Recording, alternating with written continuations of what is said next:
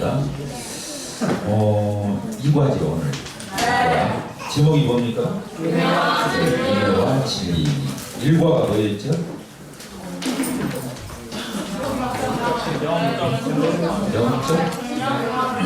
영적 균형이 있어야 건강하다고 그러죠? 그래서 영적 균형, 영적 건강. 그 한마디로 표현한 거예요.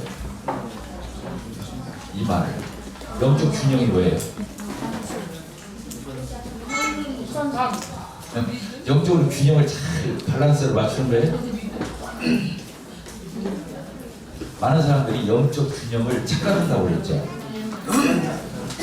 영적인 것과 육적인 것, 하나님의 나라와 세상 나라 이런 것들을 똑같이 중요하게 놓는 것을 균형으로 잘못 생각한다는 거예요.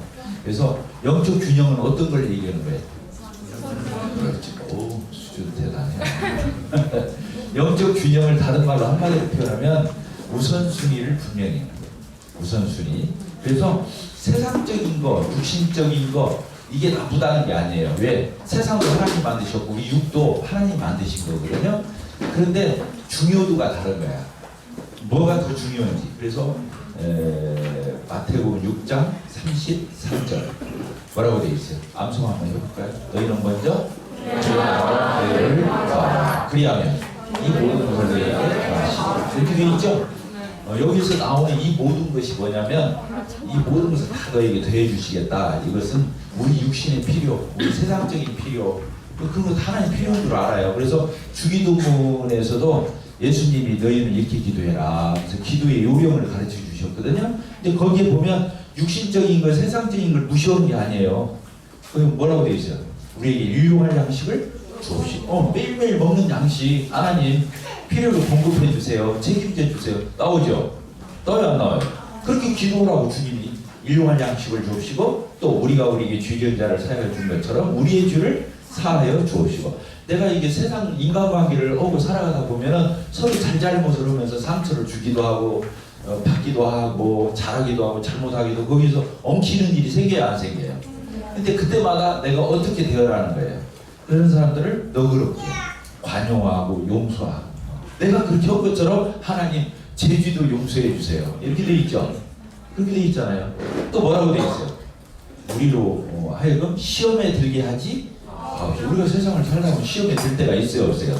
약해질 때가 있고 또 심란할 때가 있고 공부할 때가 있고 고민스럽고 스트레스 받을 때가 있고 그래서 그 주님이 그렇게 기도를 하고 온 거예요.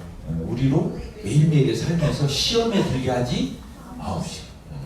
가다가 생각지도 않은 돌불에 걸려서 넘어져서 그런 큰 사고도 당할 수 있고 그러는 건데 하나님 시험에 들지 않게 저를 지켜주세요. 우리가 얼마나 연약해요. 부족해요. 허물이 많아요. 그러니까 나를 어떻게 하라고 시험에 들지 말게 해라. 얼마나 그 기도 내용이 저는 하루에 한 번 정도라도 주기도문을 꼭 하는 것 같아. 하나님 실제로 주기도문으로 내가 기도를 해요. 시험에 들지 말게 하옵시고. 그러면 뭐라고 되어 있어요? 다만 악에서 소화. 나를 이 악한 세력에서 저 보이지 않지만 사단이 얼마나 생생하게 살아서 역사하고 호시탐탐 노리고 그러잖아요. 그러니까 그 악한 그 세력에서 나를 어떻게 해달라고요? 건져달라. 지켜달라. 그래요 안 그래요? 네. 뭔 일이다 그쪽으로 가야지. 그래서 하늘에 계신 우리 아버지요 이름이 거룩히 여김을 받으시오며 나라에 임하옵시며 뜻이 하늘에서 이루어진 것처럼 땅에서도 이루어지이다. 그렇게 되죠? 그러니까 거기까지는 뭐예요? 하나님께 대한 기도잖아요. 하나님의 하늘에 계신 우리 아버지요 이름이 하나님의 이름이 거룩히 여김을 받으시기를 바라는 예배적이잖아요. 하나님의 이름이 존중이 여김을 받고 교묘함을 받고 하나님의 예배를 받으시고 높이됨을 받으시고 이게 하나님께 대한 기도잖아요. 그 다음에 뭐라고 되어 있어요? 나라에 임하옵시다. 하나님의 나라가 이 땅에 이루어지는 하나님의 통치와 다스림과 이런 것들이 나는 하나도 안 시끄러워. 음악이야 음악. 계속 소리 질러. 그래서 거기 이렇게 보게 되면 우선순위가 있단 말이지. 그 기도에 우선순위가 있어요. 무엇에 대한 우선순위예요? 하나님에 관한 기도를 먼저 한 거예요. 그 나와야 안 나와 벌써 딱 기도하면 알겠잖아요. 하나님의 이름이 높이 여김을 받고 또 하나님의 나라가 임하고 또 하나님의 뜻이 하늘에서 이루어진 것처럼 이 땅에서도 우리의 삶에서 나의 심령에서 나의 그 사역에서 내 가정에서 내 부부 생활에서 내 가정 생활에서 나의 교회 생활에서 나의 사회 생활에서 그래서 하나님의 뜻이 하늘에서 성취되고 이루어진 것처럼 뭐라고요? 이 땅에서도 이루어지라. 이곳에서 현장에서 이루어지기를 바라는 기도 너무 좋죠. 하나님의 뜻이 이루어지기 바라는 그 나라가 이 땅에 이루어지기를 바라는 그래놓고 거기다 오늘날 우리에게 일용할 양식을 거기다 육신의 필요 우리 일상의 필요 우선순위가 얼마나 정확해요. 그래서 영적 균형은 아까 말대로 똑같이 중요한 게 아니에요. 뭔 알겠죠? 똑같이 사단이 그렇게 가르친 거예요. 똑같이 중요하다. 그게 균형이라고 생각하는 거야. 근데 그렇다고 해서 세상과 육신을 부인하는 건 아니죠. 그러나 그거보다 하나님의 나라가 더 앞선다는 거예요. 너희는 먼저 그의 나라와 의를 구하라. 그리하면 먹고 입고 쓰는 거, 너 필요한 거 내가 다 책임져 줄 거야. 너는 그거 가지고 걱정 마. 내가 이거 네가 이렇게 살면 내가 놔준 것은 내가 알아서 할 거야. 이해하세요? 근데 우리는 하나님 나라 가지고 걱정 안 해. 그거 우선순위 별로 안 구해. 뒤에 것 가지고 몸살을 그러잖아. 내가 안 챙기면 안 되는 것처럼. 그래서 일과가 그냥 그런 내용이었잖아요. 일과의 영적인 건강, 그 영적인 뭐라고요? 균형 이게 어떤 거라고요? 우선순위를 분명히 하는 게 영적 균형이라는 거예요. 근데 아까도 보니까 주기도문에서 균형이 돼 있어요, 안 돼 있어요? 하나님의 신령한 것과 우리 육신의 필요와 이런 것들이 같이 나오잖아요. 근데 뭐가 더 먼저 나와요? 하나님의 나라와 의가 더 먼저 나온다는 거예요. 그러니까 앞에 것도 나오고 뒤에 것도 나오니까 균형이 맞지. 그러나 보니까 우선순위는 분명하지. 이 그리스도인이 이런 것을 잘 가지고 있는 게 전인격적인 거예요. 인격적이다 그 말이에요. 이게. 자 됐죠?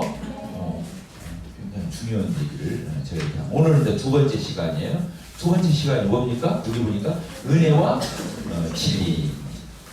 말씀이 누구예요? 말씀이 육신이 되어 이렇게 돼 있죠. 태초에 말씀이 계시니라. 태초에 말씀이 계신다. 이 책은 읽으면서 공부를 해야 할지 집에서 예습을 해야 할지는 모르겠고 하여튼 주님이 인도하는 대로 할 거예요. 그래서 태초에 말씀이 계시니라. 이 말씀이 누구예요? 예수님. 예수님이 얘기하는 거잖아요. 태초에 말씀이 계시니라. 이 말씀이 하나님과 함께 계셨고 그 하나님과 함께 계신 분이 누구냐면 예수 그리스도잖아요. 예수님. 근데 거기 하나님은 하나님 아버지를 가리키는 거예요.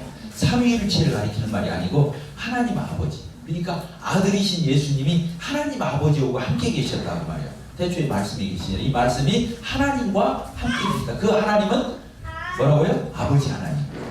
이렇게 돼 있죠. 그러면서 뭐라고 되어 있어요? 하나님과 함께 계셨고 곧 이 말씀은 하나님이시니라. 그러니까 예수님이 하나님이시다는 거. 오늘 주일학교 설교를 하죠. 나 진땀 빼고 왔는데 내가 제일 모든 게 주일학교 설교. 근데 어쨌든 무사히 맞춰서 너무 잘 들었다. 대신 애들이 안 떠들어줘서 근데 잘 듣대. 알아듣고 듣는지 어쩐지 모르겠지만 그냥 잘 듣더라. 예수님이 오늘 그 주일학교 그 여름 성경학교 주제가 뭐였어요? 하나님이신 예수님. 예수님은 하나님이셔요. 인간으로 오셨지만 하나님이시거든요. 근데 예수님이 인간으로 오셨는데 하나님이심을 못 보면 그냥 그 예수님을 어떤 분들은 도덕적인 선생, 윤리 선생, 참 훌륭한 4대 성인 이 수준이에요. 예수님을 뭘로 보면 하나님으로 보지 못해요. 그냥 단지 한 인간으로 보면 예수님 물론 훌륭하셨죠. 예수님 다른 그 소크라테스나 아까 그 석가모니나 공자나 맹자나 뭐 이런 사람들이 훌륭한 말을 얼마나 많이 했어요. 많이 했죠. 그런데 예수님만큼 훌륭한 말 한 사람 드물어요. 예수님 뭐라고 해요? 오른편 뺨을 때리면 겉옷을 원하면 속옷. 오리를 같이 억지로 오리를 가고자 하면 심리도 가죠. 원수도 사랑하고. 이런 말 누가 하냐고. 예수님은 복잡하게 말도 안 하셨어요. 그냥 단순하게 말씀하셨는데 그런 말을 누가 하냐. 예수님을 그냥 한 인간으로서의 본이 되는 덕이 되는 아까 말한 성인 근자 이런 도덕 윤리적 관점에서 보면 한 훌륭한 인간의 모범인 것은 틀림없어요. 그러나 그 수준으로 보면 아무것도 아니죠. 인문사회적이죠.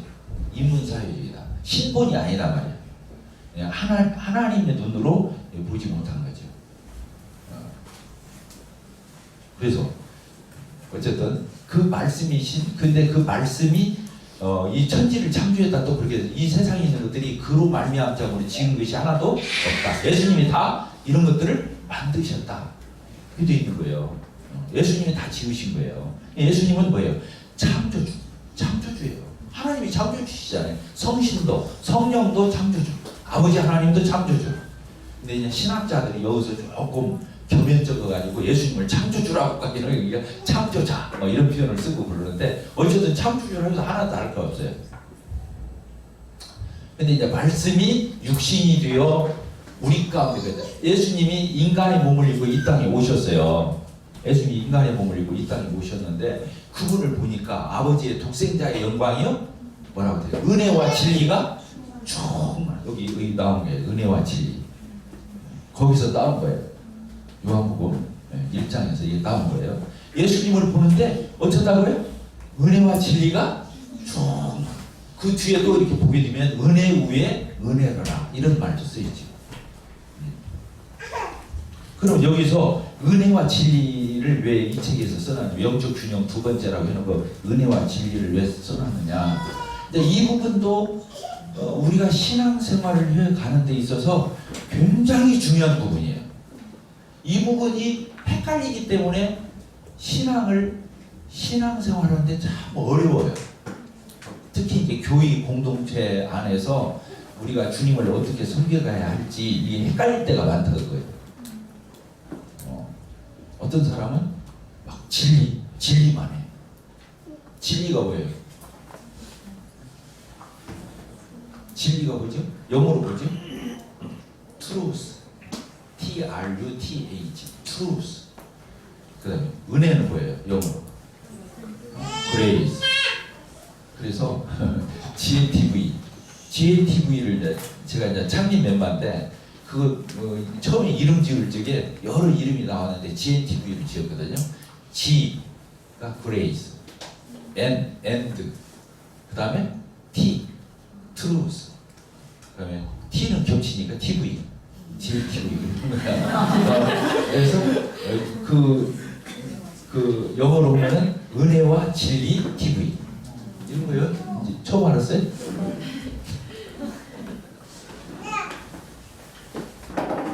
그래서 GATV라고 이름을 지었어요. 이 구절을 따서 예수님을 보니까 은혜와 진리가 충만하더라.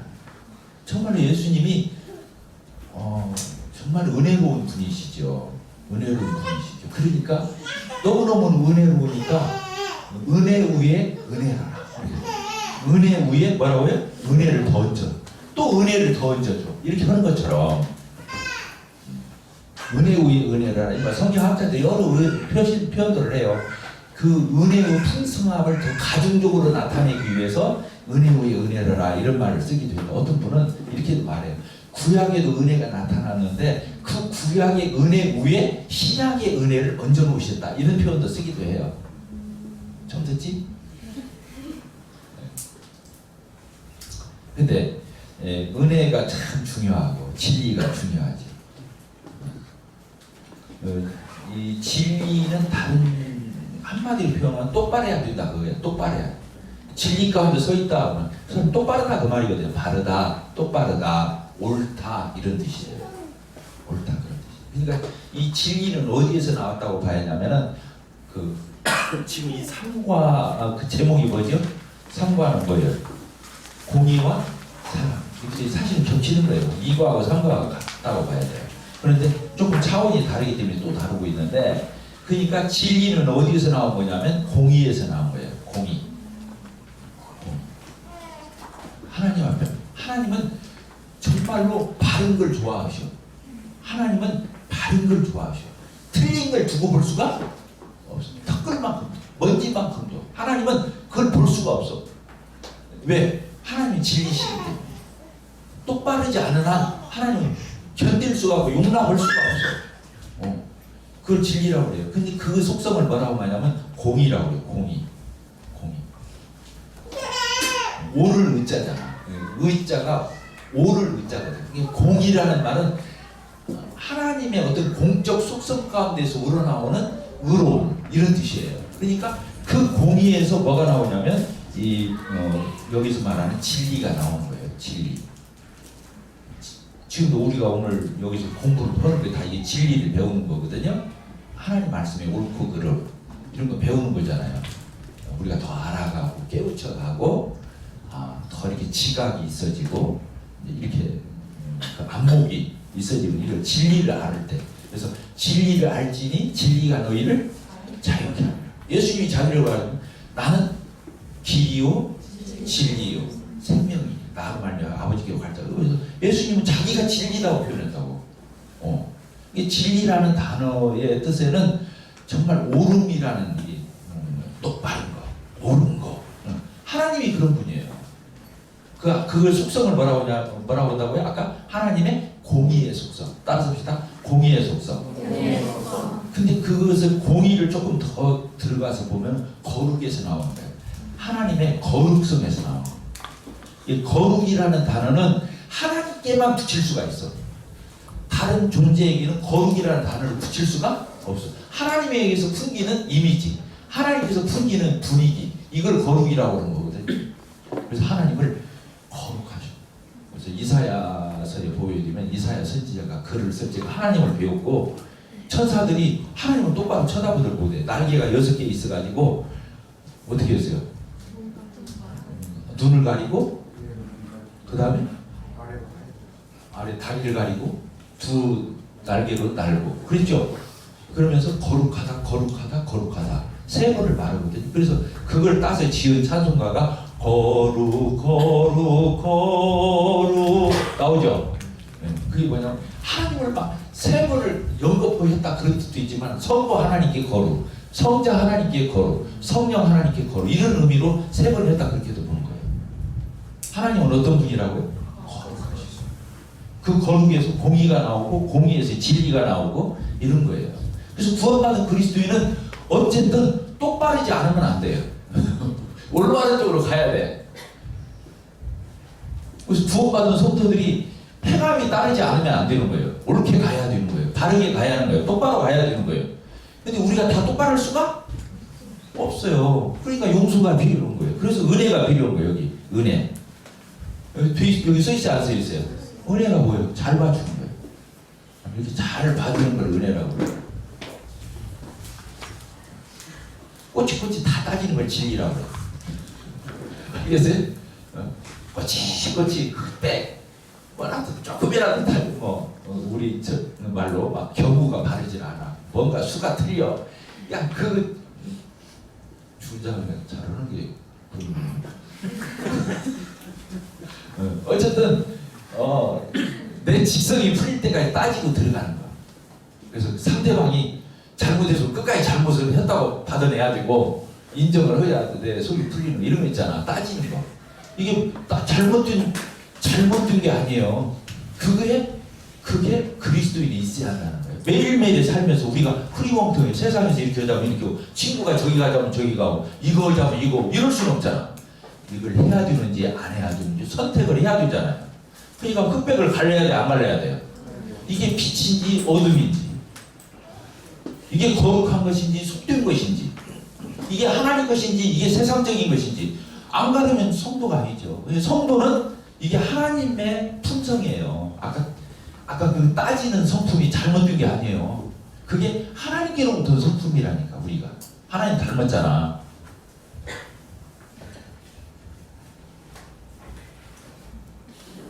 그래서 교회에서 그런 걸 진짜 잘 따지는 분들이 있어. 아니야, 용케 잘 따져. 그냥 안 지나가. 근데 그런 분들 한 서너 명만 있습니다. 교회가 안 돌아가.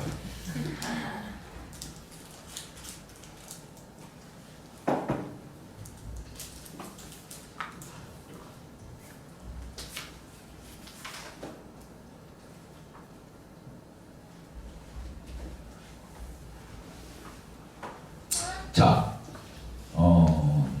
누가 좀 읽어볼까요? 이 책자를 좀 빠른 속도로 빠르게 잘 읽는 분이 있고 추천 한번 해봐요. 이민영 자매님. 이민영 자매님. 이민영이 아니라 영으로 바꿨어요. 이민영. 네. 한번 읽어주세요. 그냥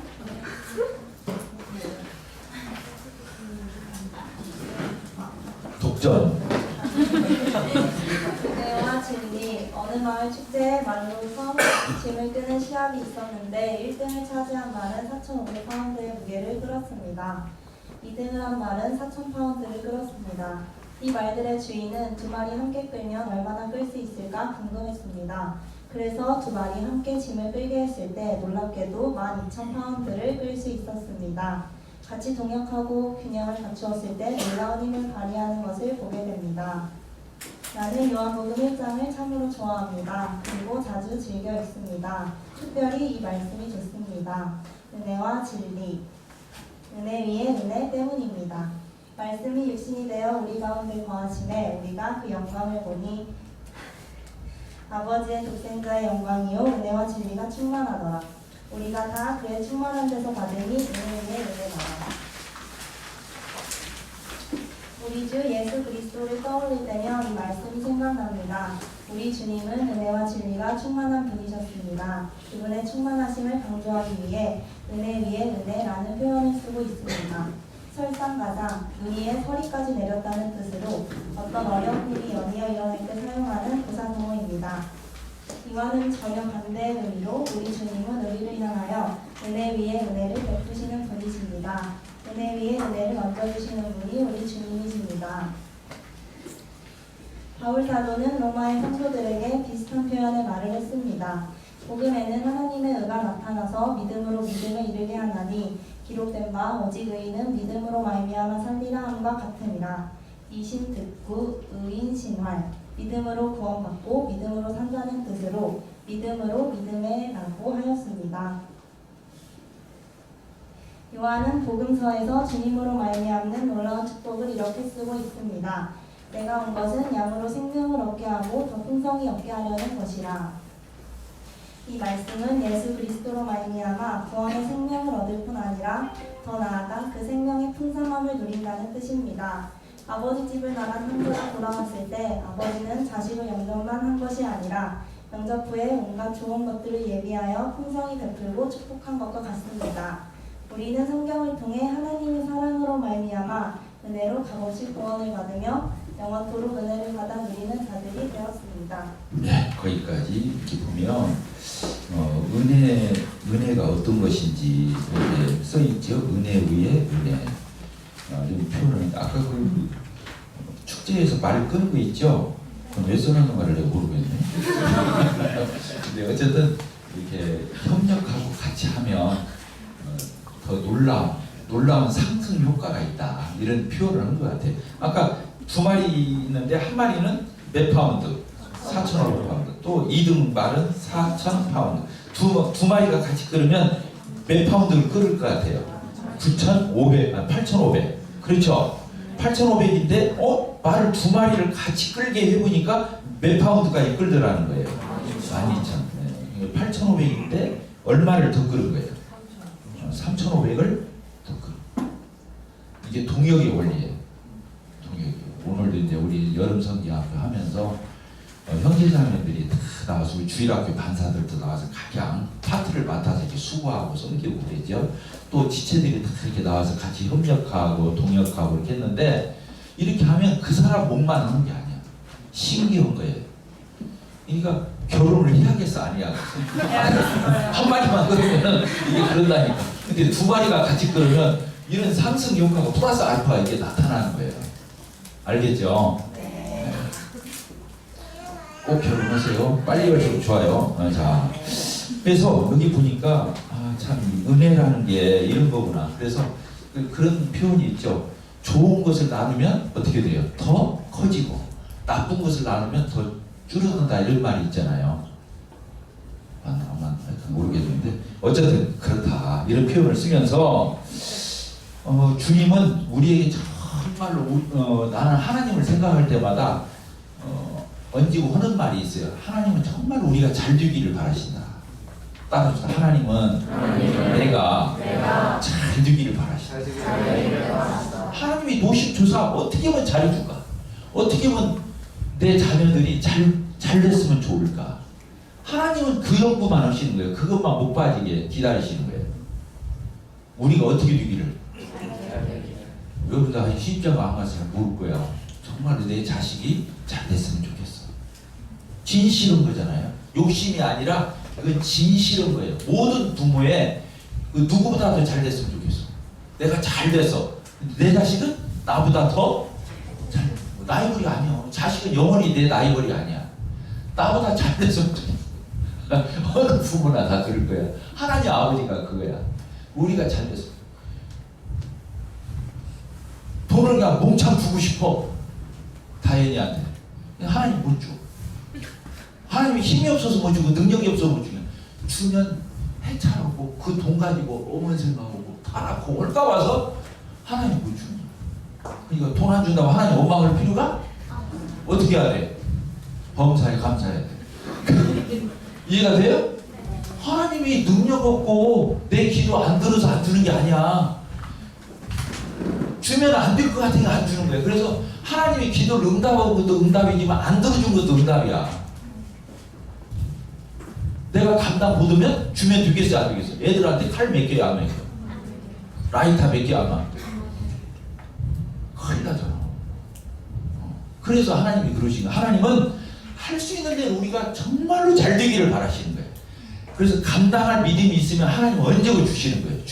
스탠바이 하고 있다가 주시는 분이 하나님이셔요. 그러니까 사단이 우리에게 고춧가루 뿌려놓은 거예요. 아이, 하나님 너 미워하는가 봐. 너 찍혔어 하나님한테. 이렇게 이제 사단이 와서 우리한테 쏘삭거리는 거야. 그래 역시 하나님은 때로 보니까 성경이 무서울 때도 있고 아주 엄격할 때도 있고 근데 하나님은 나한테 상당히 굳어있는 분이야. 나한테 엄격한 분이야. 이렇게 생각하면 돼요 안 돼요? 그게 이제 하나님께 대한 불신을 갖게 하는 거예요. 마귀가 하한테서 그랬잖아. 뱀이 하나님 따먹지 말라고 했어? 이 말이 뭔 말이야? 이게 뭔 말이냐고. 하나님 다 좋은 건 아니잖아 이 뜻이야. 뭔 말이겠죠? 하나님이 못 따먹게 저희가 있는 것 같아요. 꿍꿍이 속에 있을 것 같아요. 마귀가 와서 그렇게 꼬인 거예요. 하나님은 인간을 최대로 축복한 거예요. 하나님 형상대로 하나님 모양대로 만물의 영장으로 인간을 최고의 존재로 만든 거예요. 근데 마귀가 와서 하나님이 선악했다고 하나님과 같이 된다고 수준이. 그래서 못 따먹게 있구나. 아 하나님 속셈이 있었어요 역시. 이렇게 질문이 그런 질문이단 말이야.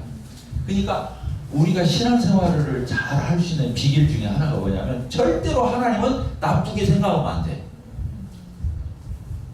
따라서 하나님은 부정적으로 생각하면 안 돼. 거기서부터 불신앙이 시작된 거예요. 그게 마귀의 가장 원초적인 우리를 꼬이는 그 방식이에요. 하나님을 어떤 마음을 갖게 하면 하나님에 대해서 불신앙, 하나님을 부정적으로 이렇게 보게 하는 거예요. 그러니까 그럼 반대로 진짜 훌륭한 성도는 하나님을 어떻게 생각하겠어? 어려워요? 따라서 다시 참으로 좋으신 하나님. 그래서 신앙은 거기에서 끝나버리는 거예요. 하나님을 진짜로 좋게 생각하는 사람은 마귀가 어떻게 할 수가 없어. 마귀가 어떻게 할 수가 없다니까 그 사람을. 왜? 하나님을 결코 부정적으로 생각하거나 하나님을 의심하거나 하나님께 대해서 퀘스천 마크를 안 갖고 있기 때문에 그 사람은 마귀가 별짓을 해도 넘어가지를 않아요. 아이고 지금 뭔 얘기가 되죠? 어쨌든 하나님은 우리가 어떻게 잘 되기를 바라셔. 그래서 하나님 어떤 분이라고요? 좋으신 분이에요. 그래서 좋다라는 것이 뭐예요? 영어로 그 굿이 어디에서 나왔어? 가드에서 나왔어.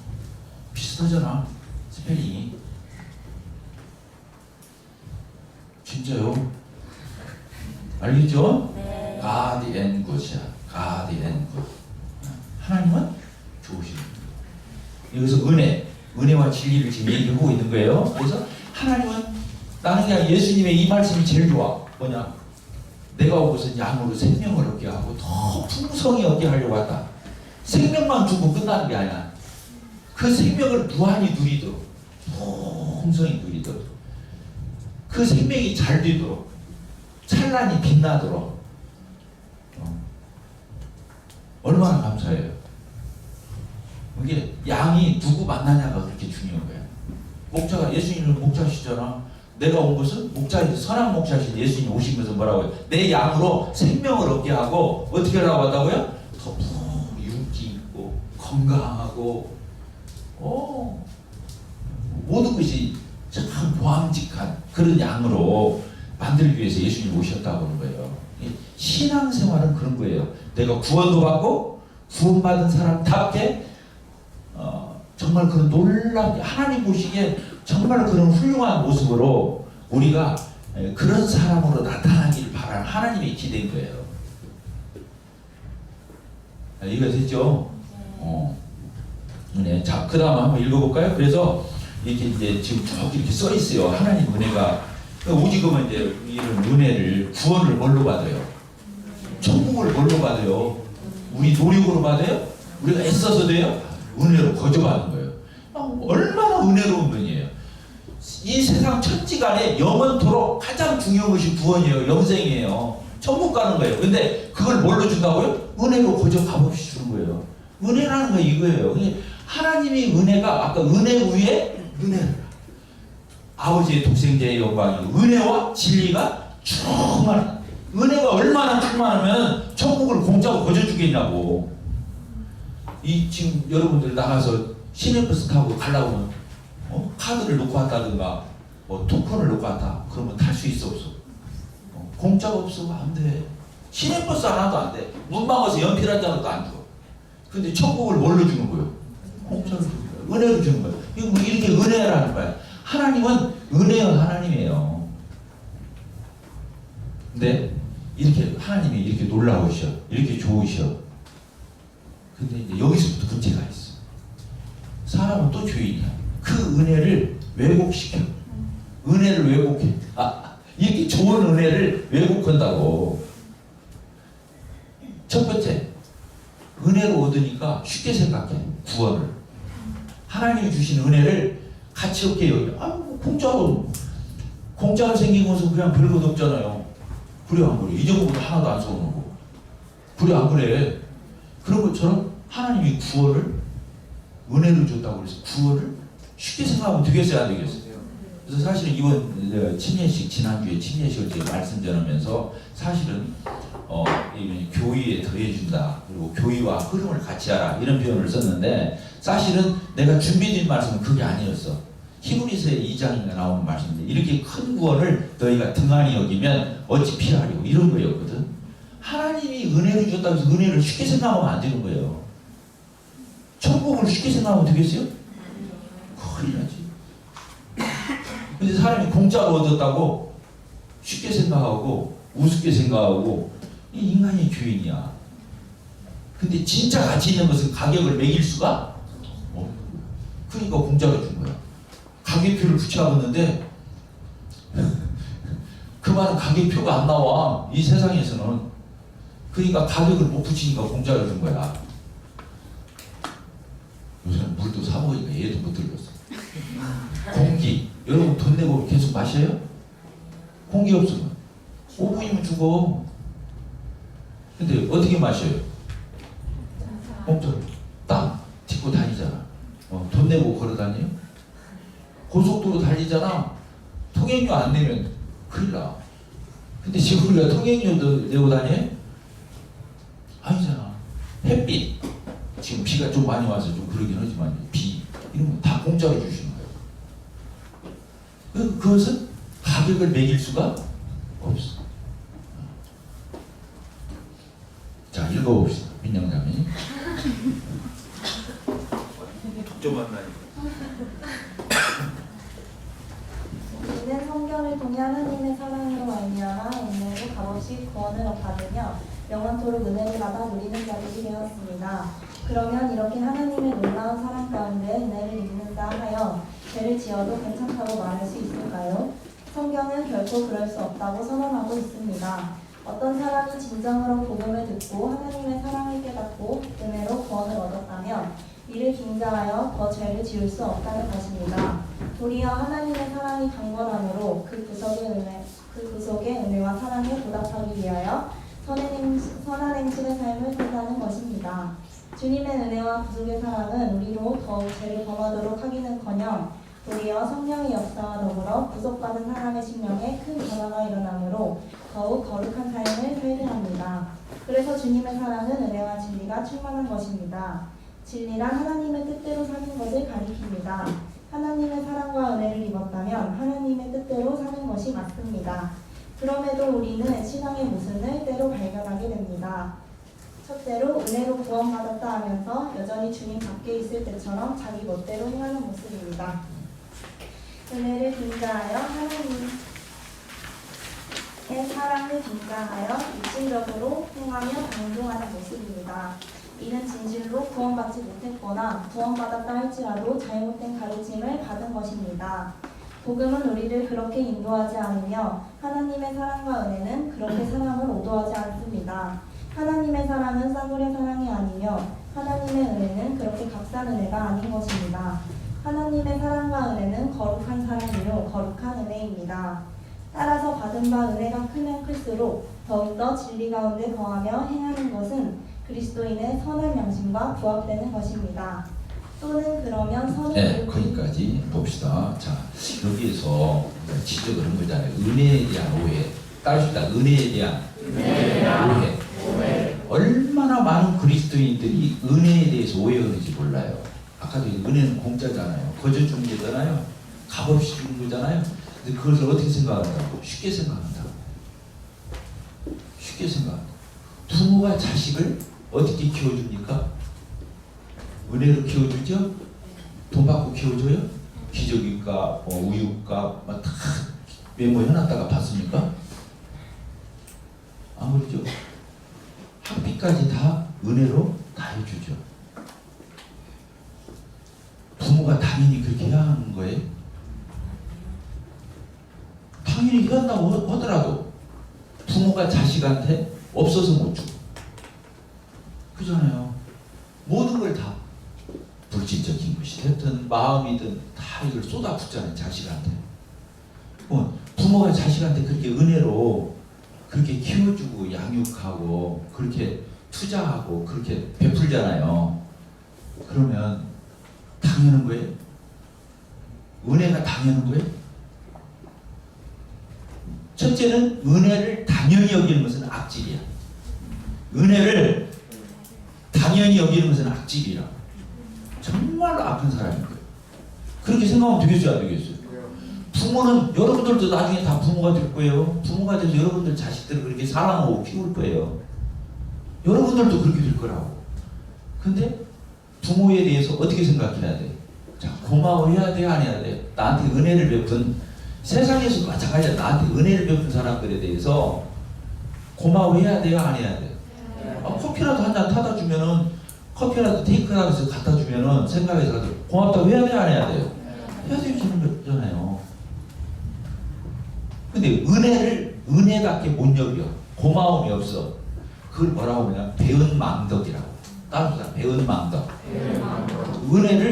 은혜를 배신하고 덕을 망친다는 거예요. 그런 사람이 세상 살아갈 자격도 없는 거예요. 그러니까 내 부모를 공경하라. 내 부모를 공경하면 어떻게 된다고 그랬어요? 내 부모를 효도해라. 어떻게 된다고 그랬어요? 네가 이 땅에서 잘 되고 장수원. 이 땅에서 잘 되고 장수원. 오래 산대. 부모를 깍듯하게 대하고 고마워하고 효도하고 그의 부응한 마음 태도를 가지고 이렇게 사는 사람은 살 자격이 있다는 거예요. 이 세상에 살만한 사람이라는 거예요. 그러니까 이 땅에서 잘 되고 어떻게 된다고요? 장수한다. 하나님이 약속을 더 붙여놨어요. 반대로 한다는 것은 안 돼요. 그건 정말 악한 거지. 근데 그 앞에다가 뭐라고 붙였냐면 주 안에서 이렇게 써 있어. 따뜻해 주 안에서. 부모가 또 교회 가지 마, 예수 믿지 마. 그럼 말 들어야 돼, 안 들어야 돼? 하이리. 그런 말은 들으면 되겠어요, 안 되겠어요? 기기원. 네. 부모님 말씀 들어야겠어, 안 들어야겠어? 안 돼요. 안 되죠. 미안하지만 안 되죠. 왜? 주님 안에서. 왜? 주님이 더 우선순위에 있기 때문에. 주님이 더 최고법에 있기 때문에 안 되는 거예요. 알겠죠? 네. 부모의 사랑을 당연히 여기는 아직 철이 없어. 아직 철이 안 들어서. 여기 은혜라는 말이 나와서 하는 거예요. 그래서 첫째는 은혜로 받았다 해서 쉽게 생각하면 돼야 안 돼요. 안 돼요. 고마울 줄 모르면 안 돼요. 더 나가서 함부로 하기까지 해요. 함부로. 천국 어떻게 가서 우리가 죄사함 받고 천국 가는데 의롭다함을 얻고 천국 가는데 믿음으로 은혜로 거저받았잖아. 또 앞으로 우리 구원이 변해 안 변해? 한 번 받으면 예찬 도산 한 번 구원받으면 구원이 변해 안 변해? 아, 이제 오늘부터 마음대로 살아야겠다. 어떤지 줘도 다 주사함 이미 받아놨어. 절대로 천국 못 갈 이유가 없어. 한 번 약속했어 예수님이. 구원은 안 변해. 천당 가기로 다 예약돼 있어. 마음대로 살아. 엉터리로 살아. 더 줄짓고 살아. 그럴 수 있어요, 없어요? 없어요. 근데 그런 사람이 너무 많아. 구원받았다고는 사람 안에 그런 사람이 너무 많다는 거예요. 구원을 함부로 여기고 함부로 살아. 그건 말이 안 되죠. 그것도 악질이지. 구원을 은혜로 받았다고 해서 그리고 구원을 한번 받으면 안 변한다고 해가지고 멋대로 살고 마음대로 살고 자기 좋은 대로 살면 되겠냐 그거야. 그러라고 구원해주고 그러라고 은혜주고 그러라고 사랑 줬겠냐고. 사랑이 뭔데? 이 세상에서 최고 무서운 게 사랑이에요. 어떤 사람을 진짜 굴복시키고 싶으면 어떻게 해야 돼요? 맨날 때려야 돼요? 묶어놓고 고문해야 돼요? 억지로 강요해서 내 말 듣게 해야 돼요? 아니요. 그것은 조폭적인 사랑이지. 그건 사랑도 아니지. 왜 사랑을 붙여 거기다가? 그럼 어떻게 하면 상대방을 굴복시킬 수 있어? 진정으로 상대방을 굴복시키려면 어떻게 하면 되는 거예요? 사랑만 굴복이 되고 그 사람의 마음을 얻고자 하고 그 사람을 굴복시키려면은 사랑하면 되는 거예요. 그게 멋쟁이지. 인격적이고. 그래서 하나님 우리를 그렇게 사랑하신 거예요. 하나님이 우리에게 하나님을 거스리고 불순종하고 안 믿기도 할 수 있는 자유의지를 주셨다니까.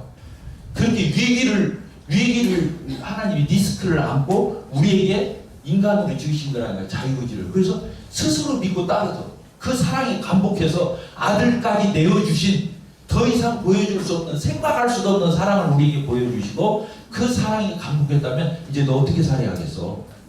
너 나 따라갈 거야? 너 내 말 들을 거야? 그거요. 강요하지 않으려고 사랑으로 구하는 거예요. 이해가 돼요? 찬양자면?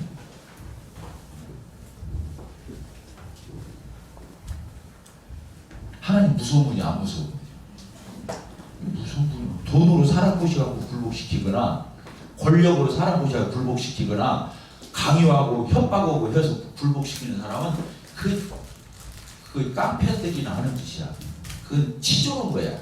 진짜 고상한 사람은 상대방의 인격을 보이고 사랑을 보이고 너그름을 보이고 인내하고 기다려서 그 사람 스스로가 굴복돼서 오도록 하는 거, 그게 최고 수준 있는 거예요. 하나님 우리를 그렇게 구원했다는 게 은혜야. 이해가 되죠? 근데 그 은혜를 세교거리로 바꾸고 방종하고 그래서 구원받고 나서도 더 재밌게 막 죄짓고 더 재밌게 세상적으로 살고 더 재밌게 막 엉터리로 육신적으로 막 하고 싶은 거 하고 살아. 하나님이 은혜인데 뭐 하나님 사랑인데 뭐 그건 상관없는 거예요? 하나님이 얼마나 속상하겠어. 그래서 이제 내가 교회 생활을 이제 오래 했잖아. 나이도 먹고 두 가지예요. 하나님을 모르는 사람 태도가 첫째는 율법주의, 행위로 가는 줄 알아. 하나님 앞에 잘 보이면 축복도 받고 하나님 막 인정도 받고 이렇게 율법주의. 뭔 말고 내가 이만큼 오면 이렇게 하나님 베풀고 기브앤드 테이크. 이게 이제 유치원 거잖아. 그걸 종교라고 그래. 종교는 인간이 얼만큼 했느냐에 따라서 반대급부를 하는 거예요. 그래서 주님 섬기는 것도 이제 그런 사람이 잘 모르는 사람은 구원을 받았는지 안 받았는지 모르지만 교회 와가지고 계속 그렇게 거래하는 사람이 있어. 내가 이만큼 했으니까 너도 이만큼 해야 돼. 뭔 말 그렇죠? 그건 기브앤드 테이크잖아. 은혜가 아니잖아. 은혜 원리가 아니잖아요. 근데 진짜 복음을 깨달은 사람은 그게 아니에요. 못해서 아니에요. 그 은혜와 그 사랑과 하나님이 나에게 베풀어 주신, 하나님이 나에게 그 부어 주신 그 은혜와 사랑을 생각하면 더 이상 못 갚아서 아니야. 그래서 여기 성경에서 보면 그 하나님의 사랑이 나를 어떻게 한다고 했어요? 강권하는 사랑이 강권하는 거야. 강요하는 게 아니라 사랑을 해줬는데 강요함을 받는 거야. 그러니까 성도가 얼마나 멋져. 하나님은 우리를 뭘로 굴복시켰다고요? 사랑으로. 또 우리는 뭐가 부담이 돼서 하나님을 섬기는 거라고요? 무서워서? 두려워서? 지옥 갈까 봐서? 하나님이 축복 안 해줄까 봐서? 그게 아니라 그 사랑이 너무 크니까 하나님의 그 사랑이 나를 강권해서 하나님 뜻대로 살게 하고 하나님 앞에로 내가 더 나아가게 하고 이렇게 사는 게 신앙의 원리예요. 그런 사람은 힘 들겠어요? 안 들겠어요? 신앙생활이 힘이 안 들죠. 그러니까 신앙생활을 오래오래 해도 안 지치는 거야. 왜? 좋아서니까. 복잡한 삶이기 때문에.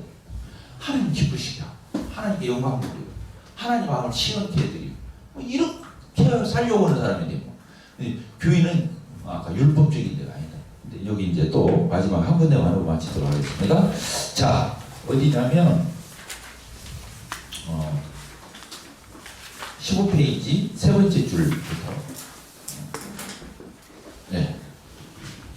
율법은 우리에게 겉으로는 딱딱하고 무거운 모습으로 다가오지만 사실 율법의 정신은 그렇지 않습니다. 율법은 우리에게 조목조목 지킬 것을 요구하는 규율 반장처럼 비춰지지만 율법의 근본 정신인 의와 인과 신은 그렇지 않습니다. 율법의 근본 정신은 위로는 하나님 사랑이요 옆으로 이웃 사랑입니다. 이 10계명의 1에서 4계명은 하나님 사랑입니다. 10계명의 5에서 10계명은 사랑입니다.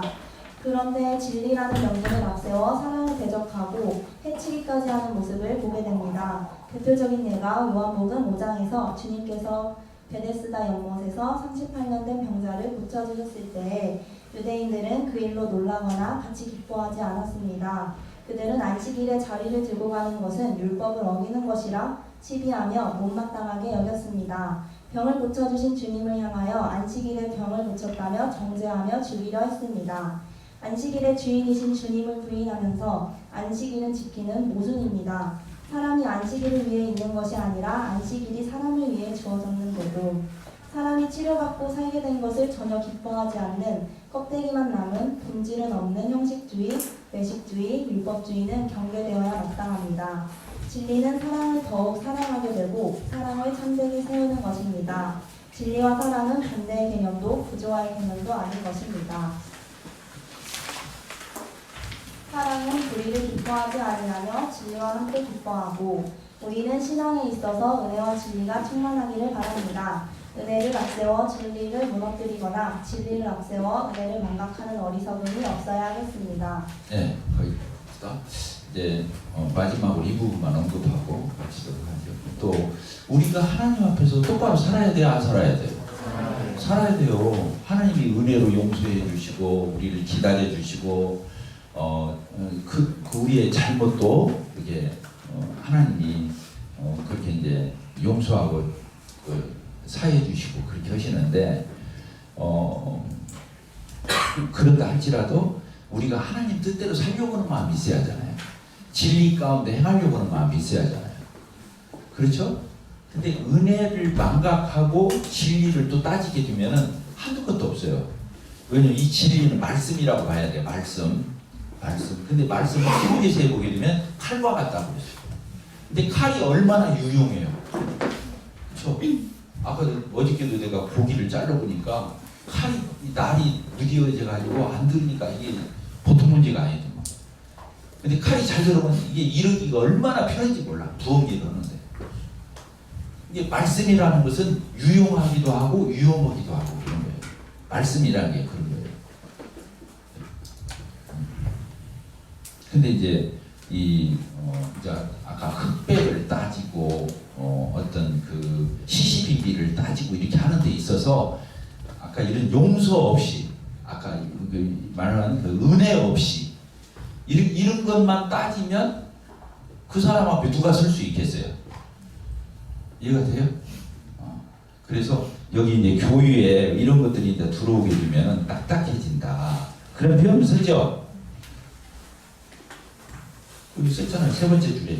율법적인 신앙은 우리에게 겉으로는 딱딱하고 무거운 모습으로 이게 다가오게 돼 있죠.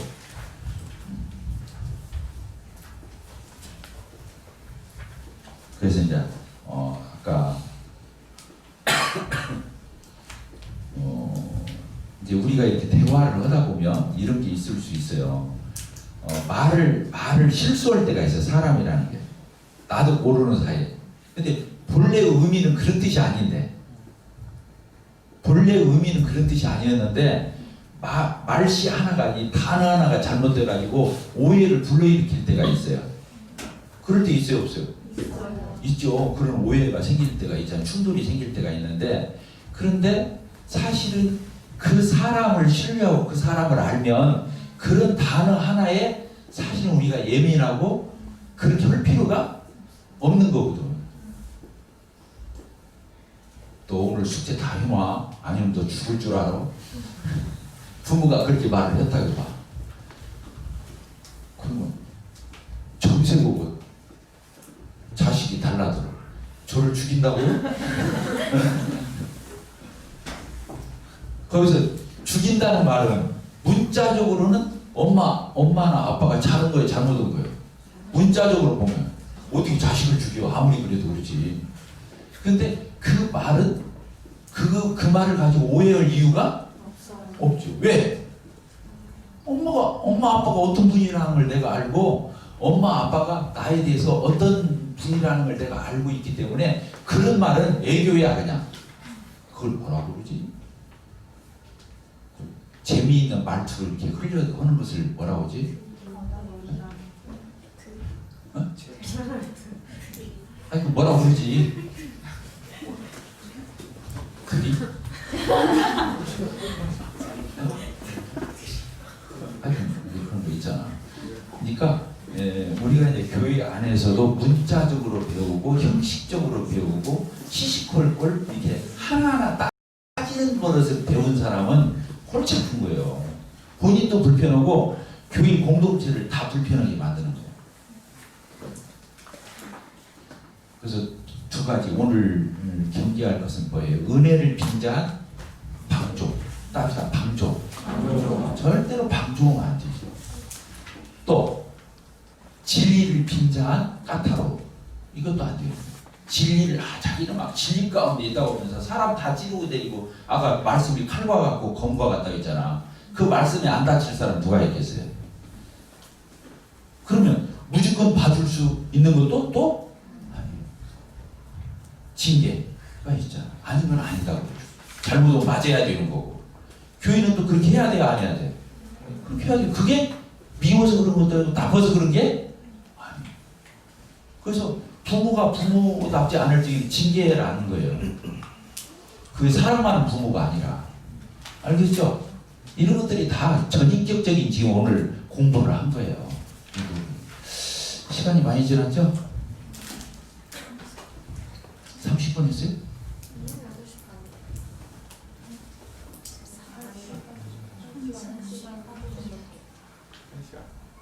한 시간 했어요? 이렇게 많이 했지? 자, 몇째 줄을까? 두 번째 줄을까? 네. 시험이 두 번째, 강정철 형제부터